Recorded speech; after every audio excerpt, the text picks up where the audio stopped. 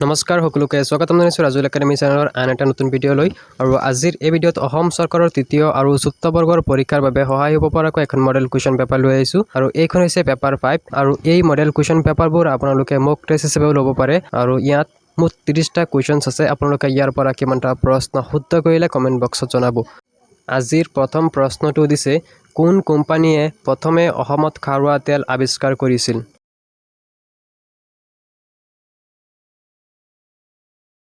তলত দিয়া অপশ্যনসমূহৰ পৰা শুদ্ধ উত্তৰটো হ'ব option C, Assam railway and trading company limited.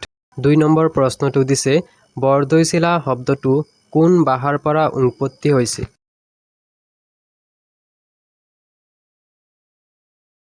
উত্তৰ অপশ্যন বি, বড়ো। মিৰি জীয়ৰী উপন্যাসখন কিমান চনত ৰচনা কৰা হৈছিল?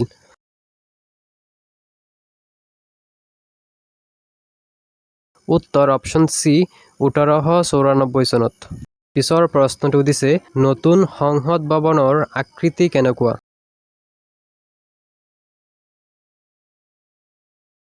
উত্তৰ অপশ্যন চি, ত্ৰিভুজাকাৰ। কুৱেশ্যন নম্বৰ 5, ভাৰতীয় সংবিধানৰ কোনখন সূচীত উত্তৰ পূব ভাৰতৰ পাহাৰ আৰু জনজাতীয় অঞ্চলৰ স্বায়ত্তশাসিত প্ৰশাসনৰ ব্যৱস্থা কৰা হৈছে?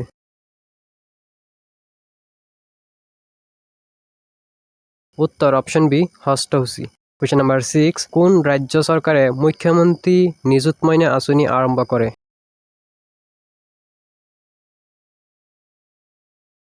উত্তৰ option A, Assam. Question number 7, Kachari ৰাজ্যৰ শেষ ৰজা কোন আছিল?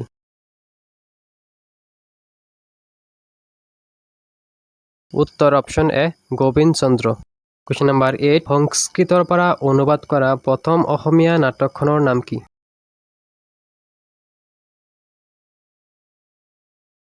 উত্তৰ অপশ্যন এ, শকুন্তলা। কুৱেশ্যন নম্বৰ 9, লোচাং উৎসৱ কোন ৰাজ্যত পালন কৰা হয়?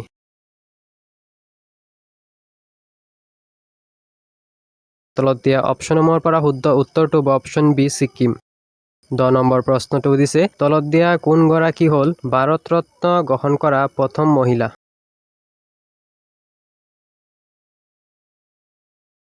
তলত দিয়া অপশ্যনসমূহৰ পৰা শুদ্ধ উত্তৰটো হ'ব অপশ্যন চি, ইন্দিৰা গান্ধী।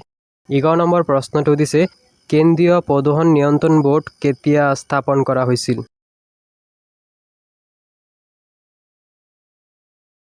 শুদ্ধ উত্তৰটো হ'ব অপশ্যন ডি, 1974 চনত। পিছৰ প্ৰশ্নটো দিছে, ভাৰতৰ কোনখন ৰাজ্যত আটাইতকৈ দীঘল ঘাইপথ আছে?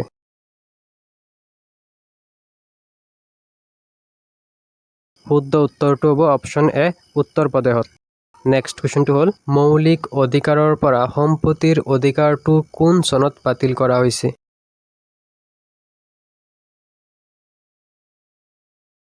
উত্তৰ অপশ্যন চি, 1978 চনত। 14 নম্বৰ প্ৰশ্নটো দিছে, জাৰ্মানীৰ মুদ্ৰাৰ নাম কি?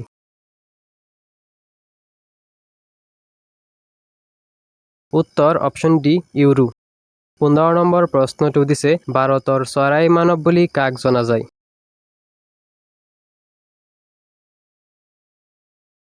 তলত দিয়া অপশ্যনসমূহৰ পৰা শুদ্ধ উত্তৰটো হ'ব অপশ্যন এ, চেলিম আলী।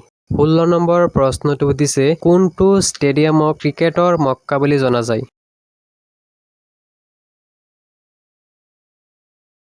উত্তৰটো হ'ব option B, Lord's cricket ground.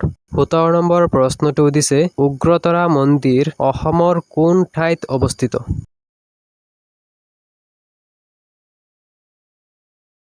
উত্তৰ অপশ্যন চি, গুৱাহাটীত। পিছৰ প্ৰশ্নটো দিছে, কোনজন ব্যক্তিৰ সমাধিস্থলৰ নাম বীৰভূমি? কোনজন ব্যক্তিৰ সমাধিস্থলৰ নাম বীৰভূমি বুলি সুধিছে আৰু তলত দিয়া অপশ্যনসমূহৰ পৰা শুদ্ধ উত্তৰটো হ'ব option D, Rajiv Gandhi. 19 number প্ৰশ্নটো দিছে, কোনো ৰাজ্যৰ ৰাজ্যপাল হ'বলৈ এজন ব্যক্তিৰ ন্যূনতম বয়স কিমান হ'ব লাগে?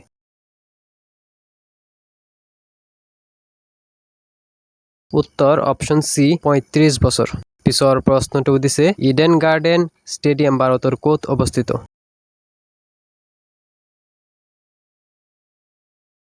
তলত দিয়া অপশ্যনসমূহৰ পৰা শুদ্ধ উত্তৰটো হ'ব অপশ্যন বি, কলকাতা। 21 নম্বৰ প্ৰশ্নটো দিছে, চৈয়দ বংশৰ অন্তিমজন শাসক কোন আছিল?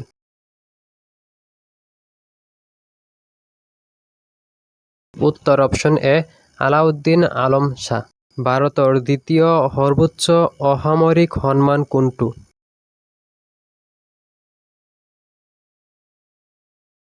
উত্তৰ অপশ্যন চি পদ্মবিভূষণ। অসম চুক্তিৰ সময়ত ভাৰতৰ প্ৰধানমন্ত্ৰী কোন আছিল?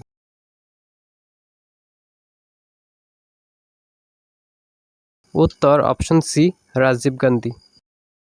পিছৰ প্ৰশ্নটো দিছে গুৱাহাটী উচ্চ ন্যায়ালয়ৰ স্থাপনা কেতিয়া হৈছিল?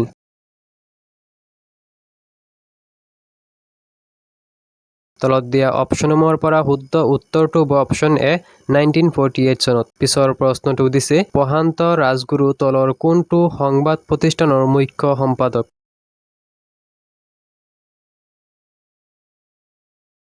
শুদ্ধ উত্তৰটো হ'ব option B Prag News. 26 number প্ৰশ্নটো দিছে ভাৰতৰ প্ৰথমখন মুক্ত বিশ্ববিদ্যালয়ৰ নাম কি?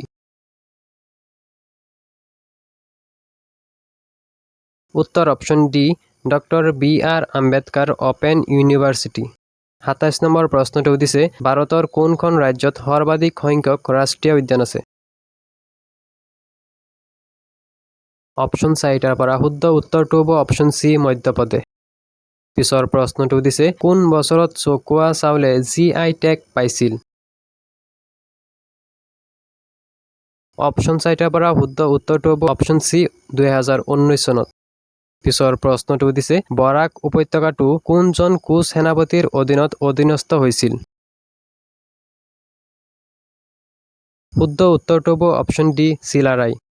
আৰু আজিৰ লাষ্ট কুৱেশ্যনটো হৈছে কোনখন নদীয়ে কাৰ্বি আলং মালভূমিক নগা পাহাৰৰ পৰা পৃথক কৰিছে?